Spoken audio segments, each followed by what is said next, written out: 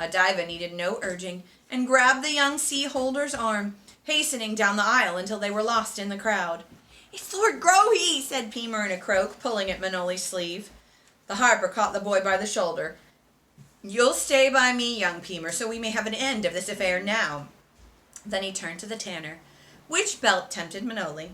"The one with the fire lizard on the buckle," said Pemer in an undertone to the harper, and then edged himself carefully so that the harper was between him and the oncoming Lord Holder. "Robinson, my queen's doing it again." "Manoli, just the person," said Lord Grohe, his florid face lighting with a smile. "Murga's been... She stopped!" The Holder regarded his queen accusingly. "She's been fussing right up until I reached the square." "That's rather easily explained," said Robinson in an offhand manner. "Is it? Both of them are at it now." Manoli had been aware of it first, because Beauty was chirping and squeaking at Murga through Lord Grohe's conversation. She felt color rising in her cheeks. The discourse finished as quickly as it had begun. The two little queens flipped their wings close on their backs and became totally disinterested in each other. "What was that about?" Lord Grohe demanded. "I suspect they were catching up on the news," said Robinson with a chuckle, for that was what it had sounded like, a spate of urgent gossip. "Which reminds me, Lord Grohe, I heard that the wineman has a keg of good aged Bendon wine." "He does?" Lord Grohe's interest was diverted. "How did he get his hands on it?" "I think we ought to check." "Yes, now." "Wouldn't do to waste good Bendon wine on people unable to appreciate it, would it?" Robinson took Lord Grohe's arm. "Not at all."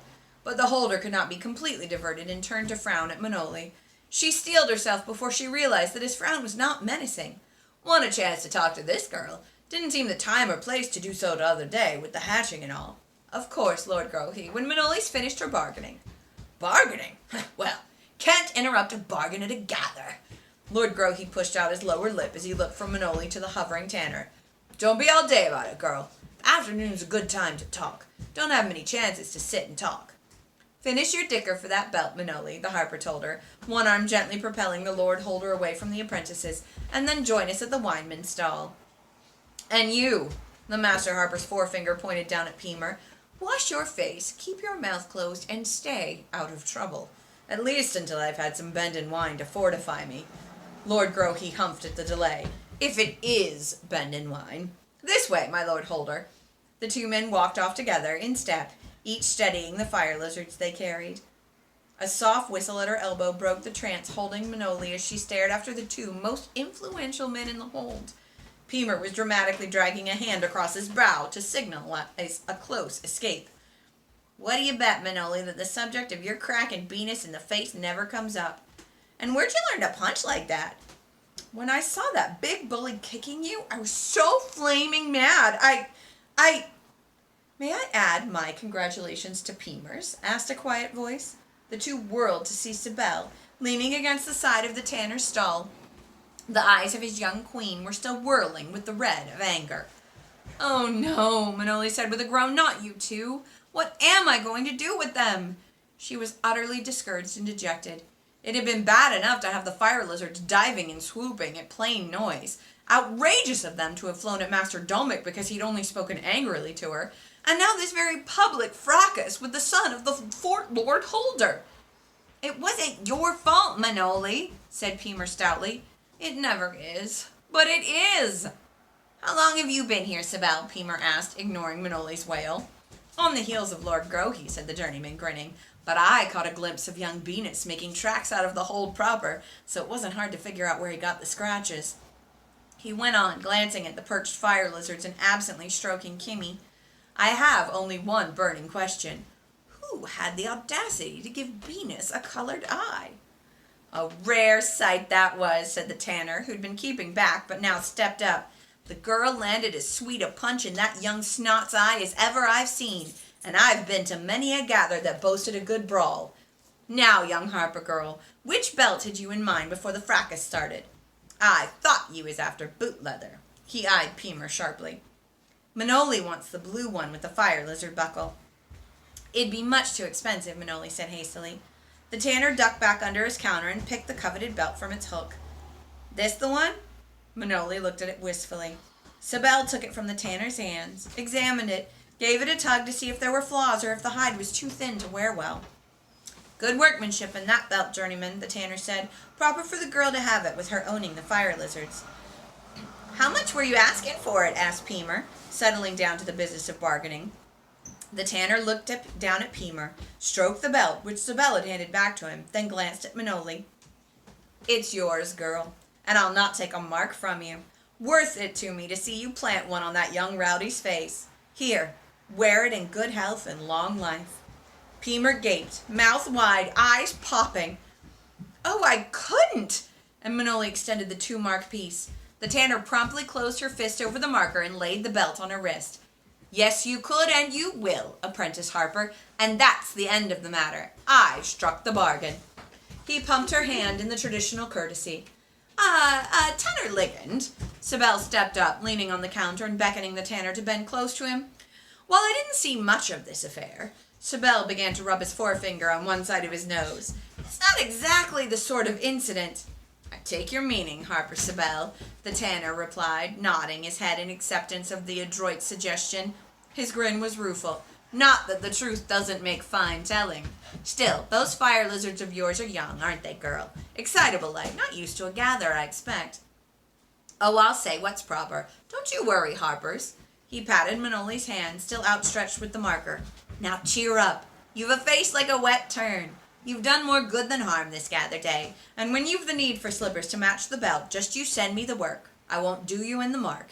And he flashed a look at the skeptical Pemer. Not that I don't like a good tight bargain now and then. Pemer made a gargling sound in his throat and would have disputed the statement. Let's clean you up, Pemer, as Master Robinson suggested, said Sibel, warning the boy by the tilt of his head to be silent. I've a water carrier at the back of the stall you're welcome to use, said Ligand, and here's a cleaner cloth than the one Manoli has. He held out a white square to her and dismissed her profuse thanks with a smile and a wave to be off.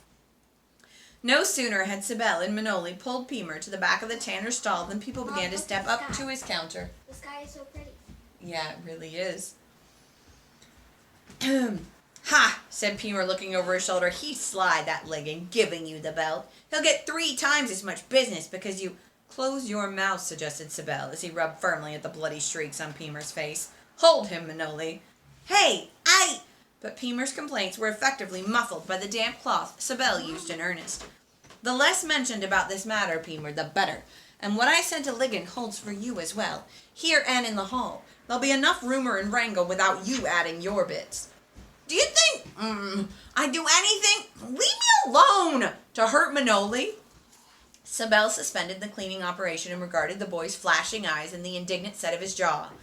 No, I guess you wouldn't. If only not to lose your chance at feeding the fire lizards. Now that's not fair. Sibel, what am I going to do about them? Manoli asked, finally getting out the fears she'd been suppressing. They were only protecting, Pemer began, but Sibel silenced him with a hand over his mouth and a stern look. Today they apparently had cause, as Pemer said. The other evening they reacted to what was going on at Bindon Weir with Fnor and Canth through Brecky's fire lizard. Again, cause. Sibel glanced back toward the tanner's stall and noticed that some of the throng were surreptitiously regarding the 3 Harpers. He motioned to Manoli and Pemer to walk out of sight, down behind the stalls, away from the curious. All of this, and Sibel's hand took the towering face of the cold cliff behind them, the Harper Hall across the paved square now lined with stalls, is as new to you as to them, enough to cause alarm and apprehension. They are young, and so are you for all you've managed to accomplish. It's again a question of discipline, he said, but his smile was reassuring. I had no discipline this afternoon, she said, repenting of her attack on Pona. She might well have jeopardized everything, crying insult from Pona. What do you mean? You had a fantastic right punch, That's how far we have, cried Pemer, demonstrating with a grunt, and you'd every right to cry insult on Pona after all she's done to you. And Pemer hastily covered his mouth, his eyes widening as he realized he was being indiscreet. You cried insult on Pona? Asked Sibel, frowning in surprise. I thought that Sylvina and I told you to leave the matter. She called me a thief. She tried to get Venus to take my 2-marker from me. The 2-marker that Master Robinson himself had given Manoli to buy that belt, said Pemer, staunchly confirming the affair. If Pona has added insult to the injury she's already done to you, said Sibel slowly, then of course you had to take action, Manoli. He smiled slightly, his eyes still considering her face. In fact, it's good to know that you will take action on your own behalf. But the fire lizards part, I didn't call them Sibel, but when Venus tripped Pemer and then kicked him, I was scared. He just lay there. Sure, smartest thing to do in a kicking fight, Pemer replied, unperturbed. I cannot, however, condone apprentices fighting with each other or with holders, especially holders of any rank. Venus is the biggest bully in the hold, Sibel, and you know we've all had trouble with him. Enough, youngster, said Sibel more sharply than Manoli had yet heard him speak. As quiet and self-effacing as the journeyman usually was, when he spoke in that authoritative tone of voice, it would take a stalwart person to disobey him. That was not, however, what I meant by discipline, Manoli. I meant the ability to stick with a project, like that song you wrote yesterday. Was it really only yesterday? He added. He smiled tenderly down at Kimi, who was now asleep in a ball, snuggled between his body and elbow. You wrote a new song, Pemer brightened. You didn't tell me. When do we get to hear it? When will you get to hear it? Manoli heard her voice cracking on the last few words. What's the matter, Manoli? Sibel took her arm and gave her a little shake, but she could only stare at them. It's so different, she stammered, unable to express the upheaval in her mind, the reversal of all that she had been expected to do. Do you know what used to happen to me when I wrote a song?